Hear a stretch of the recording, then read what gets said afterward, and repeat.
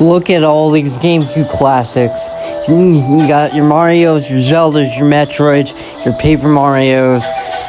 But one thing that often goes underlooked in games, I like to look at the pre-release build of games, and there's one game in particular I want to discuss this with right now, and that is right here, Attack and the Power of Juju. This game has a really cool pre-release build that was recently dumped and shown off, so I kind of want to document all the differences that I see. Of course, it won't be every single detail, but let's begin. First, let's start with the first trailer ever shown, and I'm not exactly sure when this came out, but it was in a lot of Nick DVDs of the time, and you can see a lot of differences here. You can see Tak himself looks different, a lot of the stages look different, the monkey looks different, the snowboarding looks different, and you see at the end of this, the logo is completely different. But let's slow it down a little bit. This first screenshot here looks like the first level you see, which is Tak's village. The lighting is completely different. The last thing I would like to bring up about this trailer is the logo is completely different and lacking a lot less detail seen in the retail build. Next is the E3 teaser, but I would like you to watch this in full first, so take a look.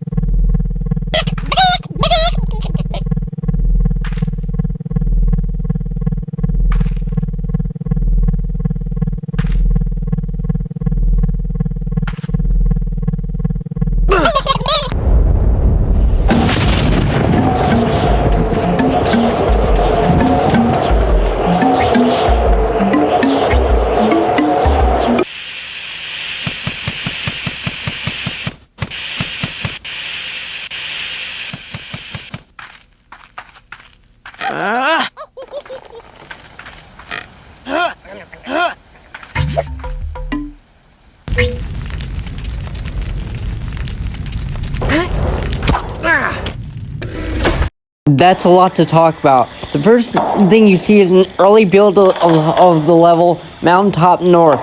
Next, you hear Tak's voice briefly. Still sounds like he's voiced by Jason Marsden, but he sounds like he's doing a completely different take on the character. In this screenshot here, you can see the feather icon is completely different.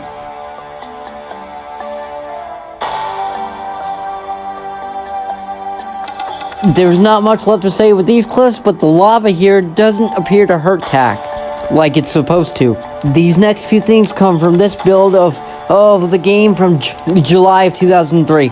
Ignoring the debug menu, you can see the pause screen is actually brown instead of the blue. I actually prefer the brown.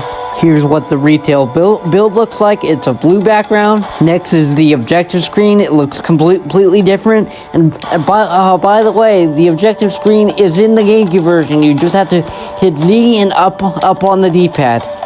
This is what the retail build looks like. A lot more clean, a lot more neat, and it just looks a lot nicer. So it makes sense why they changed it. Next up, this is what the title screen looks like. Completely plain.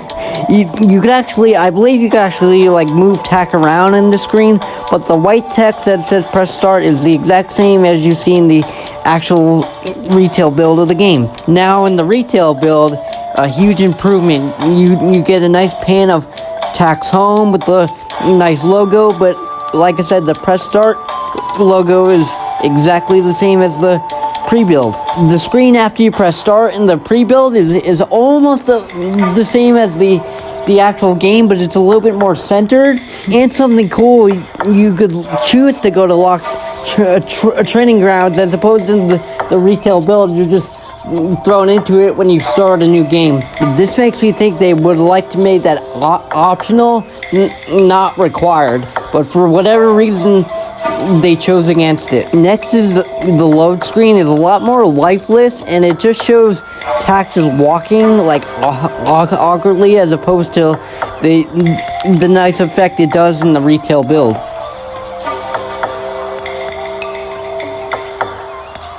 Now, Tak is not that hard, but it seems like in the pre-build, you could only heal your health with these health shrines, as opposed to picking up the feathers you see across all of the world. This would have made the game way more harder, and I'm kind of glad they changed it. The last thing I would like to talk about is the debug menu and the Amulet of the Champions, which, as you can see, makes Tak run a lot faster than the retail build.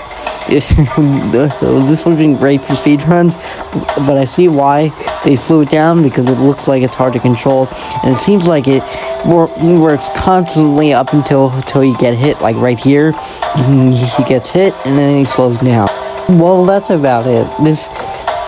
This was just a quick breakdown, a lot of the differences from the pre-build of Tak 1. As you can see, you have a lot of GameCube games here and a lot of different games for different systems.